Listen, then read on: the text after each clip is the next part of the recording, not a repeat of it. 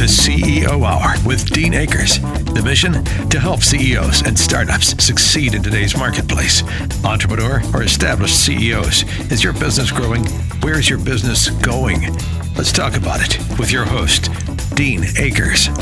Well, welcome to the CEO Hour. I'm your host, Dean Akers, bringing you top CEOs or entrepreneurs that share their journey every week. And this includes the ideas that helped in their success and things they've learned not to do again. I got to tell you, we're starting in the 7 a.m. segment this week on the radio. I'm really excited about that. And some of my listeners reached out to me, and we've been in the 10 o'clock segment. And the reason I love the 7 o'clock segment, now, if you have a podcast, you can get us up on the podcast. We're on all the networks there. But I know all my early birds are out there running and working out. And now you can listen to the show while you work and working out and while you're running. So we're really excited to have the new time slot at 7 a.m. Today, I'd like to welcome a really unique entrepreneur. And I would say that in the context that I know, having spent some time with him, you have to be an entrepreneur or intrapreneur to grow in this industry that he's in. And it's General Dave Beydler. And Dave, welcome. Glad to be here. Thanks for having me, Dean. Well, Dave, I'm honored and thank you for your service, obviously. Thank you very much. Appreciate it. And the listeners out there, they love to hear people's journeys. Yeah. And they always think that you and I just fell out of the womb a general. I know it's not that easy, or me as an entrepreneur. So I usually started off with 7/17. 1959, something happened. What happened? I was born in Harrisonburg, Virginia. In Virginia? In Virginia, Shenandoah Valley. Tell me about growing up. Well, I grew up in a small town, Harrisonburg, Virginia, in the middle of the Shenandoah Valley.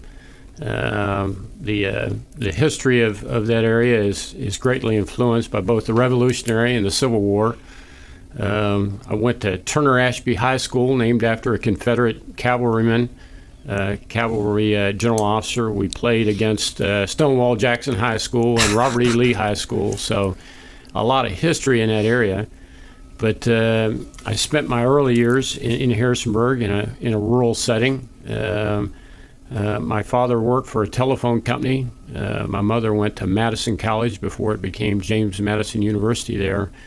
And from there, we moved with my dad's work up to Northern Virginia. I finished high school in Manassas, Virginia, and went to the Naval Academy. And that's kind of what led me down the path of being a Marine Corps officer and later serving 37 years in the Marine Corps.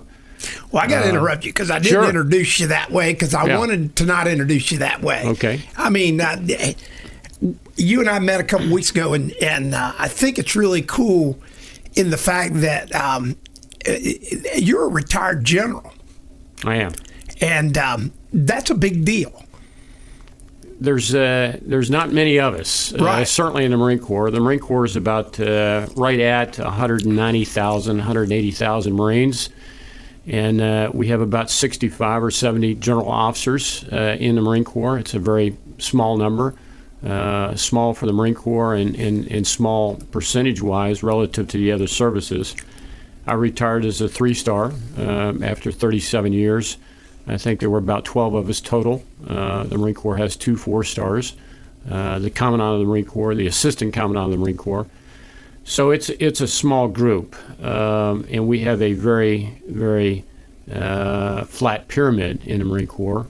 Only 1 in 10 Marines is an officer, and the average age in the Marine Corps is about 23 years old, as I recall. So It's a very junior force with a very flat pyramid and not too much bureaucracy on top of the force itself. So you graduate from high school. Graduated from high school, and you go to the Naval Academy. Was that a choice that you made, or was it? No, it was a choice that I made. My dad had been in the Navy for a couple of years after World War II as the services were drawing down. So there was no military background in my family for the most part. When I finished high school in 1977, my dad was working for a telephone company, and he was hiring college graduates to wash trucks in the truck park because there weren't a whole lot of opportunities with a flailing economy at that time. And he kind of mentioned to me that, going into the service, maybe going to a service academy, and having something on the back end of that, an education with a direction would be something I should carefully think about. And well, I gotta stop you. That's not an easy trek just to get in one of the academies, is it? No. I was a good student and I worked hard, and I looked at it as an opportunity to do a couple things I wanted to do. One, a challenge, a technical degree, something that would follow that would be, again, challenging and unique. I don't think the idea, a complete understanding of service comes to mind as a 16 or 17-year-old. I showed up at the Naval Academy as a 17-year-old. But it sounded like it would be a real challenge, an academic institution, and I liked the idea of putting myself through school. My parents were equipped to send me to a college, a university, but I liked the idea of doing it myself. A part of it that I suppose served me well in the Marine Corps was being a bit hard-headed and determined. And so I did all that was required academically and physically, moral, mental, and physical, as they say at the Naval Academy, to apply and get accepted and make it through tough, 4 years of really hard work. Well, that's a big deal. Going through one of the academies. I had one of my son's, best friend who I used to take flying with me and got the passion of flying, and he went to the Air Force Academy because of his passion for flying that he learned early on. But for you to go there now, so you go into the Naval Academy. Did you go in and say, I'm going to go in and be in the Marines or Navy, or just go because you're going to get your education paid for? You're going to give the country. Tell me how that framework started happening as a 17-year-old. I don't think that you fully understand a commitment to nation, a commitment to service at that age. You kind of grow into it. You see that there's an opportunity there, and in school, and education and service academies are about opportunities first and foremost. I didn't know anything about the Marine Corps when I went to the Naval Academy, though the Naval Academy, Naval with an L, supports both services within the Department of the Navy, the Marine Corps and the Navy itself. So I was exposed to Marine officers. I was impressed by Marine officers. I was impressed with the discipline, the physical fitness, the bearing, the edge, if you will, of Marine officers, and I would like to have been one. And so it was always, what's the next challenge? So after I graduated, I thought the next challenge would be, can I hack it as a Marine? And then. So did you have experience at the Naval Academy that kind of, because it serves both? If I was at the Naval Academy today, because this is news to me, there's actually people in the Naval Academy today that are on a trajectory to go in the Marines? Absolutely. Now, it's completely different today. And the reason I say that is when I was there, that was during the peak of the Cold War. Right. And the Naval Academy had one really driving demand, and that was to produce 300 people a year that could go into the Navy nuclear power program and run our nuclear submarines and surface ships. So it was a very focused on academics, focused on hardcore engineering to produce 300 out of 1,000 graduates who could make that requirement. Things have changed. When I graduated, we probably took about 130 Marine commissions out of a class of 1,000. Today, it's almost 270. Wow. So I think that the Naval Academy, which I'm a big fan of, my son and son-in-law both attended the Naval Academy more recently than I, obviously. I like what they're doing. I think that the program is on a really, really good path right now. But it's a far more holistic approach to producing a naval officer on the back end than it was when I was there. I think the graduates are far more physically fit. I think that they're more prepared for a range of service options, not just technical service, but service that involves hard, demanding leadership and physical fitness, as in the infantry and the Marine Corps.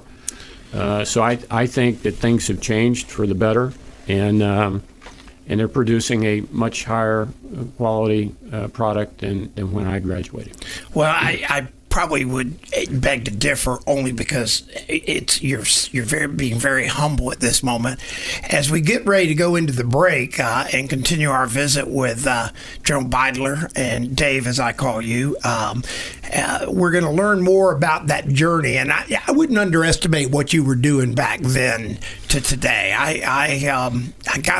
I got a feeling, and when we come back from the break, I'll share some stuff. So, again, I'm Dean Akers, the host of the CEO Hour, bringing you top CEOs, or in this case, top generals, to join us each week, and we'll be right back with more visiting with Dave Beydler.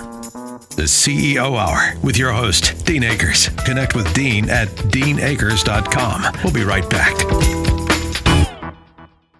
So, you're a tech startup. You're working hard, trying to make it happen with big ideas, big dreams, and a small budget. You need to connect with people in the same boat. Now is the time to join the early stage startup group, the Innovation Center, an incubator for early stage tech firms. You can find them at tbinnovates.com. Now operating for over 14 years, the Innovation Center is a regional, national, and internationally known success story, continuing to generate momentum in Pinellas County. Twice, the Innovation Center has won the Tampa Bay Technology Forum's Excellence in Service Award and has been recognized by Entrepreneur.com as a top 10 international business incubator. And now, Tech Garage, a technology and entrepreneurship center, has joined forces with the Innovation Center to provide a co-working program in downtown St. Petersburg. Connect with the startup community. Connect with the Innovation Center. Go to tbinnovates.com. That's tbinnovates.com. And tell them the Adjunct CEO sent you. If you're a CEO or organizational leader looking to expand your business, join the CEO Council, where you'll meet and exchange ideas with fellow CEOs without the pressures of a sales network environment. You can join today by sending an email to application@adjunctceo.com. The CEO Council is comprised of over 220 fantastic local business leaders you'll be able to learn from because they walk in your shoes every day. When you become a member of the CEO Council, you'll have an opportunity to build trusted relationships during the roundtable meetings, share your triumphs, vet ideas, and work through business challenges with peers who can provide real-world business solutions. The CEO Council offers opportunities to hear from world-renowned speakers that inspire ideas to help members grow as both leaders and individuals. Join the CEO Council. Request your CEO Council membership application today at adjunctceo.com or by sending email to application@adjunctceo.com. That's application@adjunctceo.com. Helping your business succeed in today's marketplace. Welcome back to the CEO Hour with Dean Akers. Well, welcome back to the CEO Hour. I'm your host, Dean Akers, again bringing you top CEOs and entrepreneurs each week that share their journey. And again, this includes their thoughts and ideas that helped in their success and things they've kind of learned they may not do again. We're really honored today to have General Dave Beydler with us.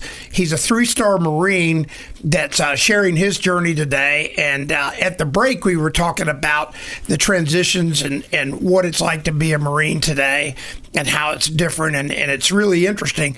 But I got to tell you, to have weathered what you did and the commitment you made even back then is epic. So to share with you, now you're in the Marine Academy, you're probably taking some classes, and as you shared before we went in the break, that was technical. They were trying to get them to learn how to drive submarines or whatever, run submarines and everything. What took you down the track to become a Marine? No, that's a good question. Let me just follow up here. You know, the Academy is about producing naval officers that are morally, mentally, and physically fit to lead sailors and Marines. And that comes with a basic bachelor's degree, a liberal education. Most of what the academies focus on is obviously technical, because that is the bulk of what we do, run technology and the people that manage that technology. So I elected to be an engineer, and as a part of that kind of determined, stubborn, hard-headed approach, I had pretty good grades the first year there, and when we selected our majors, one of the toughest majors there, rumored to be the toughest, was naval architecture, which is mechanical engineering involving ships and ship design. So they actually have a full-on engineering degree? Oh, absolutely. You get a bachelor's degree from the Naval Academy. It's a 4-year program. Well, I know it's a 4-year program, but you could, if you went to an engineering company and did your thing, sit for your PE. Right. Oh, absolutely. I would say probably 30 to 40% of the graduates get a PE. Wow. As soon as they graduate. So I wanted to be a naval architect, and I think that the counselors looked at my grades, which were good, and they weren't sure that I was up to it. Boy, that's all I needed to hear. So you don't think I can make it? Sign me up.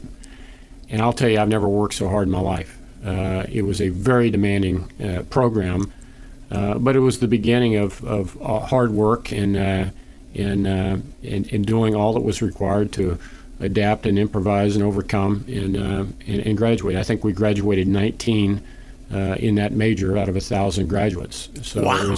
It was a small group, but that was a real challenge. And life is about challenges and overcoming challenges. The next challenge upon graduation was to go to Quantico, Virginia, and compete and be a Marine officer. A 6-month program, demanding. The next challenge was to go to flight school and get good grades and get what you want. I wanted to fly jets, and I worked very, very hard in flight school to get the kind of grades that would allow me to get my choice, which was jets. Well, how do you graduate from high school? Did you have aspirations in aviation? No. Because it sounded like you wanted to be an architect. No, I could not have told you when I graduated from high school that I wanted to be a Marine, that I wanted to study naval architecture, that I wanted to fly, let alone fly jets in the Marine Corps. These were all things that came over time with exposure. Most of those things were shown to me, and they were all challenges. What's the next challenge? What's the next thing I can do to challenge myself and advance, be competitive, to compete?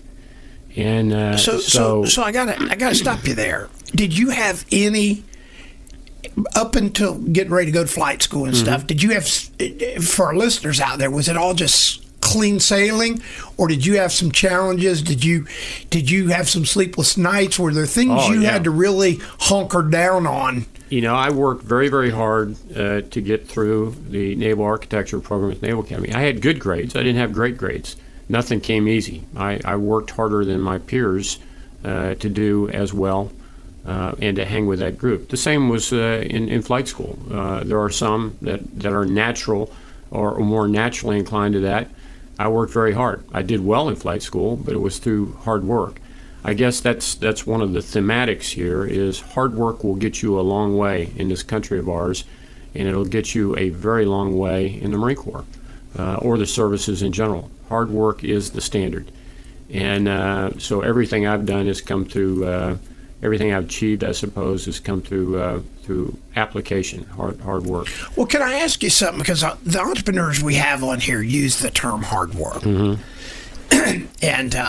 And I used to have a construction company, and to me, hard work was 20 feet deep in a sanitary sewer line as a laborer. Right. What weren't most of the people you were in school with working hard or not? They were. There are some that are just naturally more talented. They may be more academically inclined. Right. They may be blessed with greater physical strength and capabilities. There's some remarkable people out there that are both highly intelligent and highly fit and have all of the likable attributes of great human beings. Those of us who don't have all those things naturally have got to work on those things, whatever they happen to be. So describe. So hard work is not necessarily physical labor Right. or long hours. It's application. It's taking what you're given and making the most of it. Do you have any examples of challenges when you're at this stage that you go, man, I got to really, I do something that for me when I was young, I set a timer to work 10 minutes a day on stuff I hated to do. I walked to the library every evening as soon as I ate, and I didn't come back to where I slept until midnight, and I did that for 4 years. So that's a good takeaway. You you put in that extra time, and it wasn't just goof off time. It's regimented, disciplined, focus on a specific objective. I'm going to be in the library during the weeks and the evenings, and Sunday night I'm going to be back there. So a part of it is just a commitment to see this thing through. It's kind of this idea of stick-with-itness.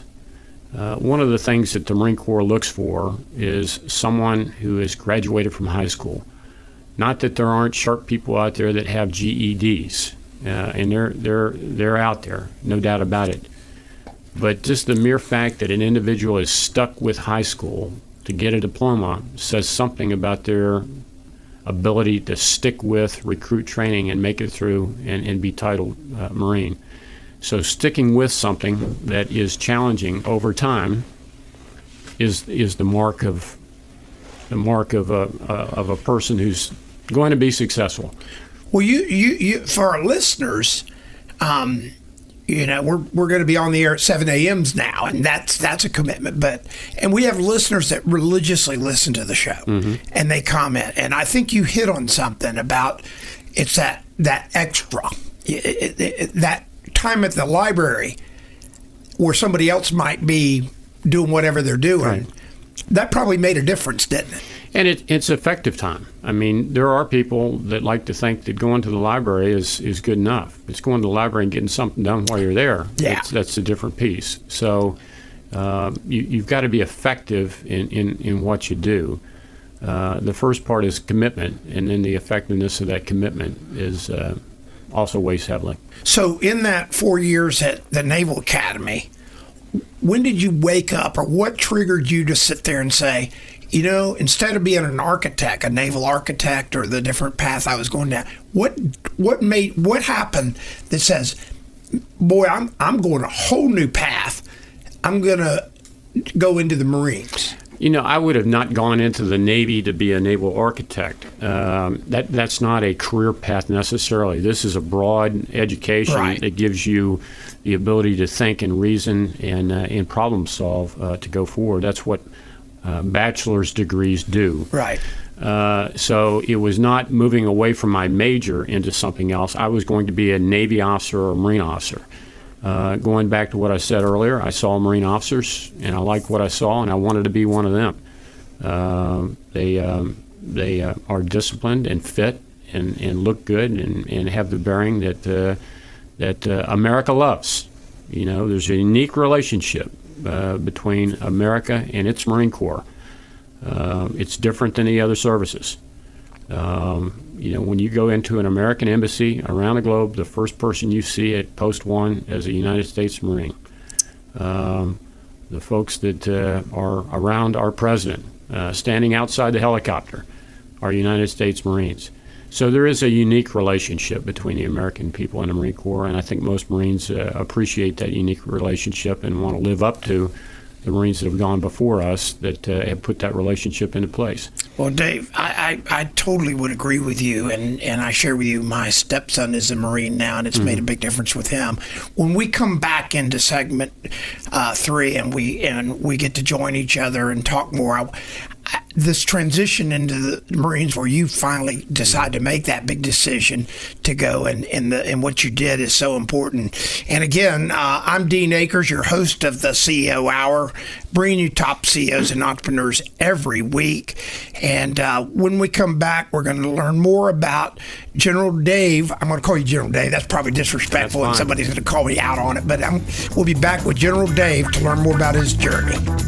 Helping established CEOs and entrepreneurs. Connect with Dean at deanakers.com. The CEO Hour continues in a moment. Helping to navigate today's marketplace for startups and mainstays. Welcome back to the CEO Hour with Dean Akers. Well, welcome back to the CEO Hour. Again, I'm your host, Dean Akers, and what a joy it is for me every week to bring you top CEOs and entrepreneurs that share their journey. And this week is especially cool because I'm bringing you General Dave Beydler, a 3-star general retired from the Marine, and he's sharing his epic journey. When we went into the break, he has now graduating from the Naval Academy, has made this conscious decision to join the Marines. And I want to hear, now you go to Marine boot camp. It's Marine Corps officer training. It's called the Basic School at Quantico, Virginia. And that's a cakewalk, right? It's a challenge. I mean, you're a commissioned officer at that point, so they treat you like an officer. It's not officer candidate school, but they take you and equip you with all you need to have as a Marine Corps officer. It's a six-month school, and whether you're a lawyer or a pilot or an infantry officer, every single Marine officer goes to that school. Well, I got to be blessed a number of years ago. I got involved and got to go spend time at Quantico with the FBI and did a bunch of stuff up there. Got to spend a week up there doing crazy stuff and got to meet some of your compatriots up there that were training there. What a real deal. So now you're at Quantico. How'd that go? It was great. I enjoyed it. I really enjoyed it. It was nice to be out of a pure academic environment and doing things in the field. The thing about the Marine Corps is the Marine Corps doesn't much care where you came from, what your background is, who your family was. They don't care that you went to a service academy or you went to Harvard. It's all about performance. And the Marine Corps will find your weakness and will work it over and make you stronger as a result. So it's a service that treats everyone the same. So it was a great 6 months. I enjoyed it. Learned a lot, and it is what sets the Marine Corps apart in that every officer attends this program for a full 6 months. It's a huge investment, but it's a touchstone. We call it very simply the Basic School. So when now you've graduated from the Marines, from the Naval Academy, you're in Quantico. Where did you get this sudden desire, or was it a sudden desire to be an aviator? Well, I think it came about, in that last period of time at the Naval Academy. I had more or less decided that I wanted to go into aviation. I went to the basic school, and from there, upon graduation at the basic school, I went to Pensacola, Florida for naval aviation training. I got one of the most coolest things. I got to go do a KC-135 mission, which, of course, you know what that is. And I got to go do a half a day, and all we did was refuel you guys from Pensacola. Right. How epic is that? So now you're in Pensacola. You've gone down there, and were you nervous? Every flight that you fly in training is a graded event. You're under the gun every single time you get in the airplane. And you don't have to be perfect, but they expect that you will make progress and learn and not make the same mistake again and again and again. They'll expect that you be very well prepared, not to waste their time, waste the government's money on flights that don't advance you in the syllabus. So it's a lot of hard work, preparation for the flight, even in out of flight school.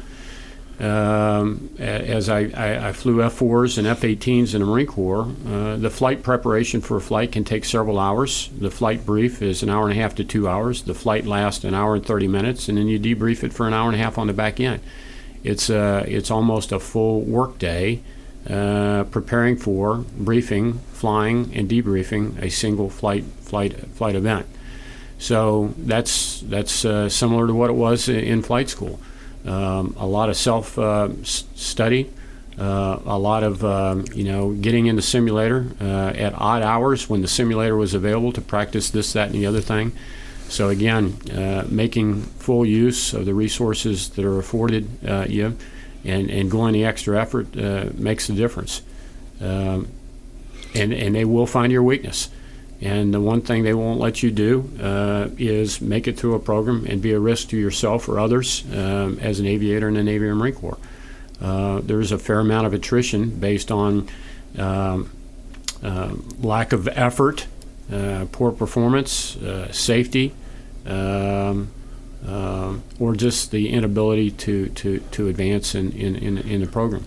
Was that a real moment for you when you got whatever the wings, or what do they call that when you graduate? Well, it's a big event because you're not allowed to obviously to wear wings until you've earned them, and for jet pilots in the Navy and Marine Corps, the culminating event is to land a jet on an aircraft carrier, and you do it by yourself the first time you do it. So you're a fledgling aviator, you've not been winged, and you're expected to fly an airplane out to a carrier and safely put it down on the deck.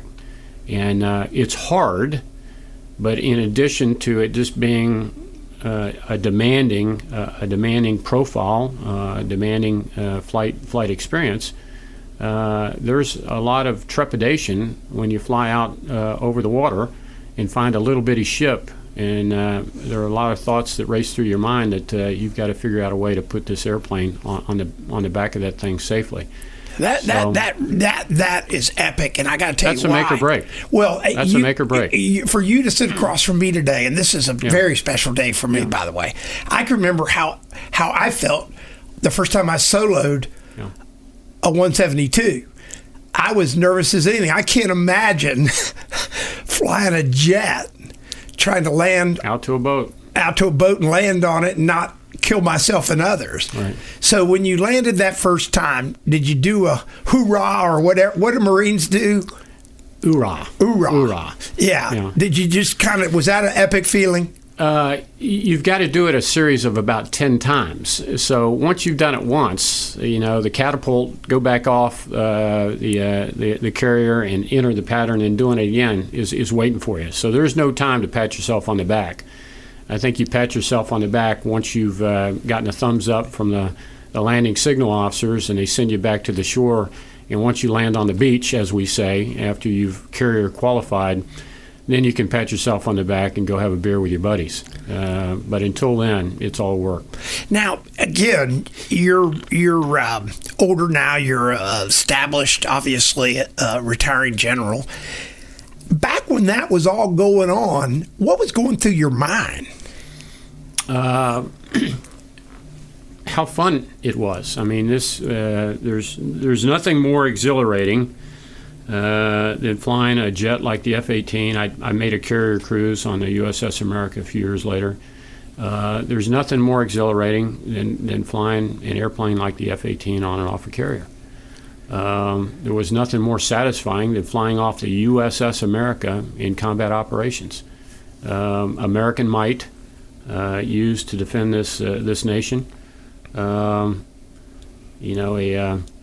48,000-pound aircraft that is launched off the front, 0 to 140 knots in about 2 seconds, and then coming back at night in bad weather and trying to get back aboard the ship safely to do it again the next day.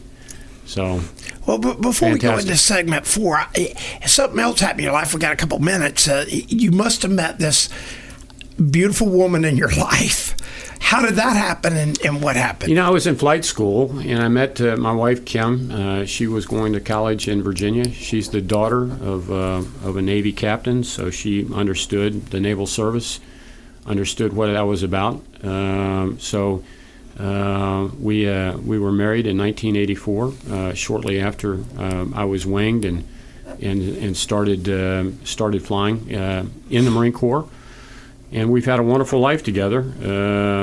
35 years of marriage, 35 years in the Marine Corps, traveling around the world. We've lived in Japan and Italy and in Germany. Had a number of assignments, moved 21 times in 37 years. But I think she understood what she was getting into based on having grown up with a father who was a career Navy officer. And she's very, very proud of her service and sacrifice, enabling my service and sacrifice. Service doesn't come without sacrifice, and I would say that the families of service members sacrifice more because they don't have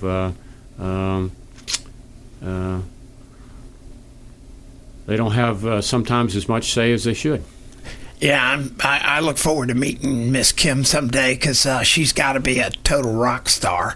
And when we come back into segment 4, I want to hear about, I know you have 2 children and they're not children anymore, and we'll be coming back into segment 4 to finish up the day. But wow, I just want to tell you how jazzed I am you came on. Again, thank you for your service. Thank you for your finding out how your journey was going to be, flying F-18s. I'm glad you said it was fun. I was waiting to have one of these stoic answers like, well, I was flying it because, I had to fly it and all that. And I'm just glad you told me it was fun because I got to believe it was fun. And so we'll be coming back into our final segment 4 in a few minutes, bringing you General Dave Beydler back, sharing the rest of his journey. Again, I'm Dean Akers, your host of the CEO Hour, bringing you top CEOs and entrepreneurs each week. This week, we're bringing you a real CEO. And when you talk about somebody that's gone through the military and achieved the ranks that General Beydler has, they've run a big business, huge business, with a lot of responsibility for people's lives and the results that happen. So when we come back, we're going to be joining General Dave Beydler for more of this journey. Success never takes the weekend off. Connect with Dean at deanakers.com. The CEO Hour continues in a moment. Growth begins by understanding where you are now. For a limited time, business growth experts at Adjunct CEO will provide a full CEO physical of your business valued at $10,000 for free. Email ceophysical@adjunctceo.com. This offer includes financial, marketing, and sales analysis and an outline to help you strategize future success. For your free CEO physical, email ceophysical@adjunctceo.com. ceophysical@adjunctceo.com. Florida ranks high as a new hub for business growth and innovation. Startups, restarts, and starting over are all part of the new vitality generated as geography and economic opportunity collide. As Florida's entrepreneurial ecosystem grows, many are using Synapse to grow their business. Synapse is a groundbreaking methodology that connects all personas within the innovation economy, utilizing a method that enables all users to progress in meeting their given needs while promoting much-needed community engagement.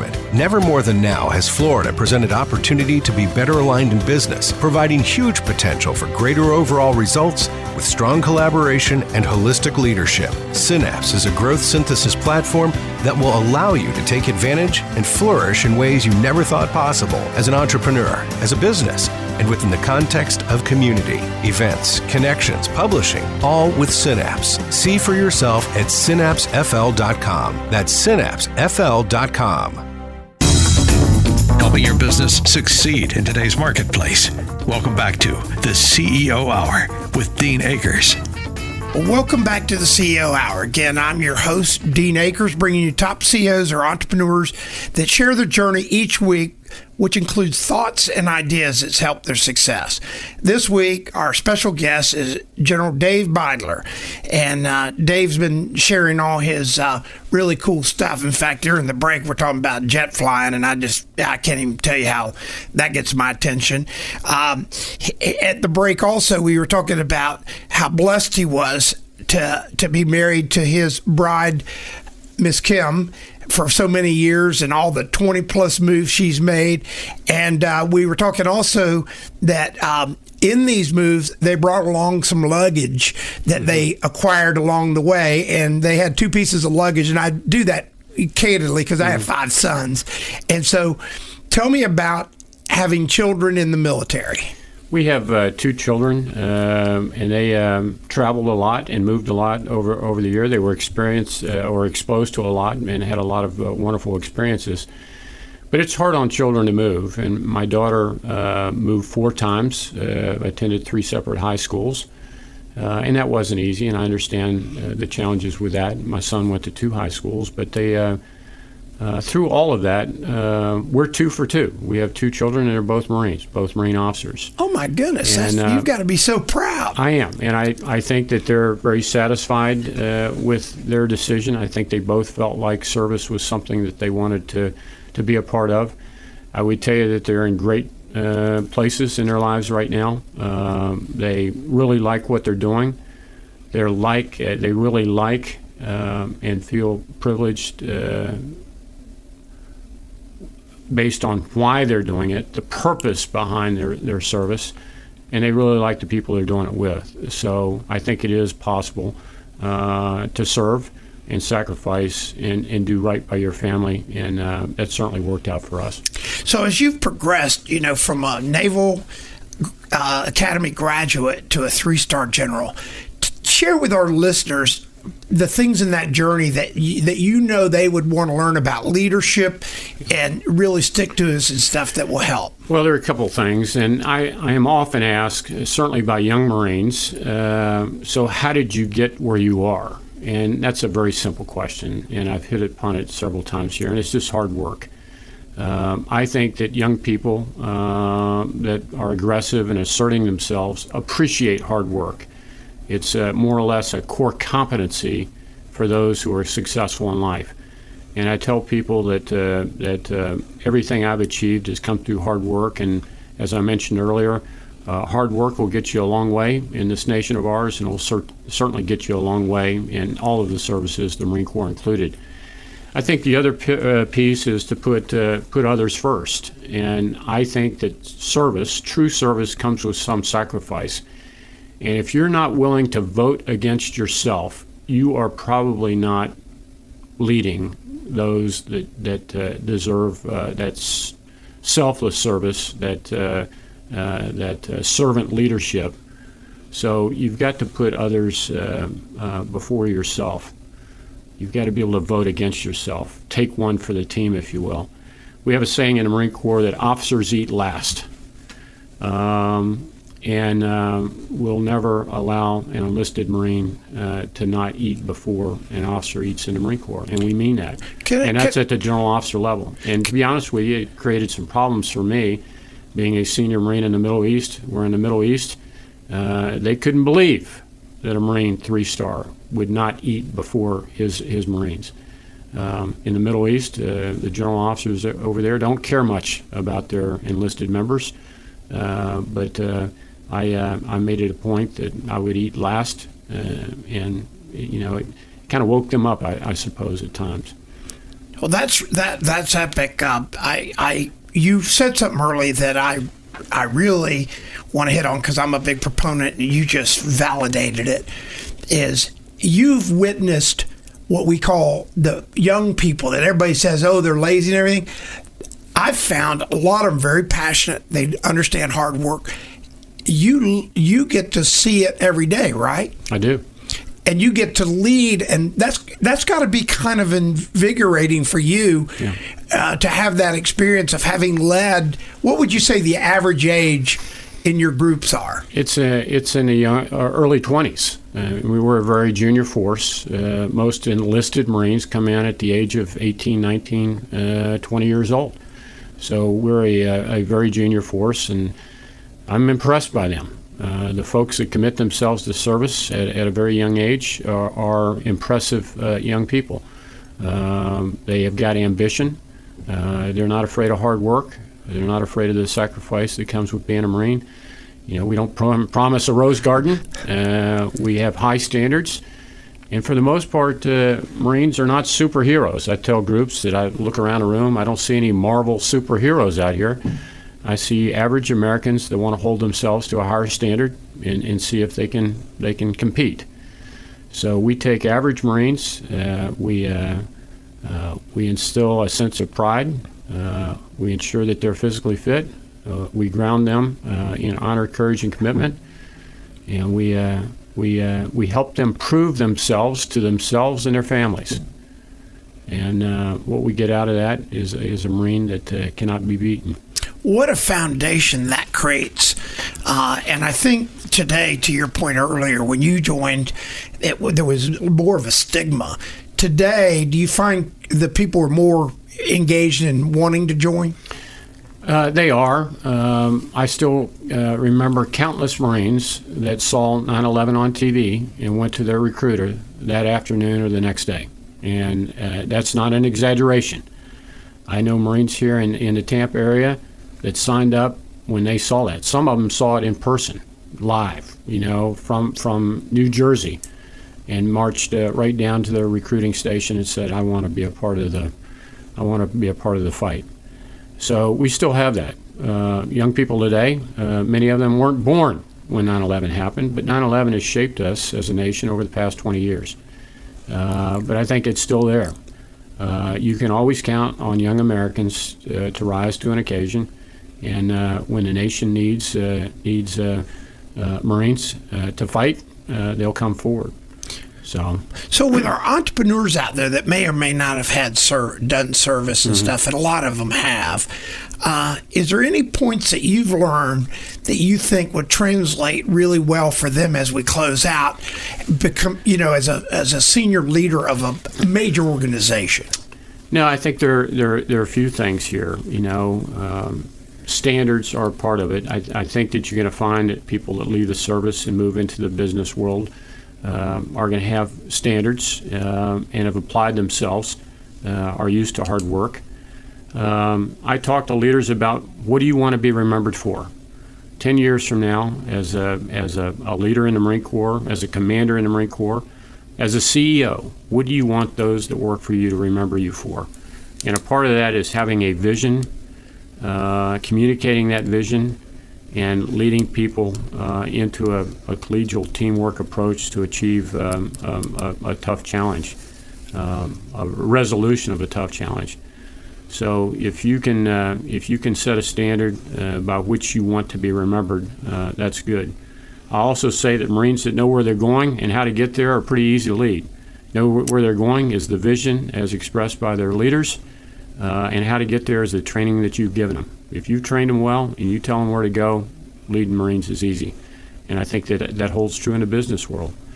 And then I have a saying about a superior unit. A superior unit is one that works hard, but not so hard that it crushes itself, that it can make difficult things easy, and produces a quality product as recognized by those outside the unit. It's not what you think of what you do, it's what your customers think or those that you lead think. So that's how I would define a superior unit as leaders in the Marine Corps would focus. Dave, I really appreciate today. I mean, I love doing the show because I get to spend time with people like you, and the thought process of the superior unit translates totally. What do you want to be remembered for? I mean, I think that really resonates. Our listeners out there as entrepreneurs and stuff, I think when you can get out of bed and look in the mirror, and I have a sneaking hunch when you get out of bed and you look in the mirror, you feel a lot of pride in the kids, and I say kids, young men and women that you've helped grow and help understand what a superior unit is, understand what they want to be remembered for. That's got to be epic for you. It is. It's very satisfying to look at people that you've had an impact on being successful in their own lives. Well, again, thank you, General Dave Beydler, for joining us today. This has been an epic episode for me. It goes up as a podcast after it airs each week, and so it'll live into infamy. And I know our listeners out there will get a lot from this. You gave us some great tips. I mean, I'm taking home superior unit and what to be remembered for. I really, really appreciate everything you've done for our country. Thank you for your service. Thank you for your leadership to these young men that are now growing up and are their future leaders. I know that's got to give you a great deal of pride. We've got about 20 seconds. Any quick closeouts that you'd like to leave us? No, I appreciate the time with you today. It's always nice to talk to people about leadership and the successes that I might have had along the way. So, Dean, thank you very much, and Semper Fidelis. Oh, wow. Thank you. And again, I'm Dean Akers, your host of the CEO Hour. We'll see you again next week. Thanks for listening to this CEO Hour with Dean Akers, helping businesses and CEOs succeed in today's marketplace. Receive a free CEO physical when you connect with Dean at deanakers.com. That's deanakers.com. And join us again next week for the CEO Hour with Dean Akers.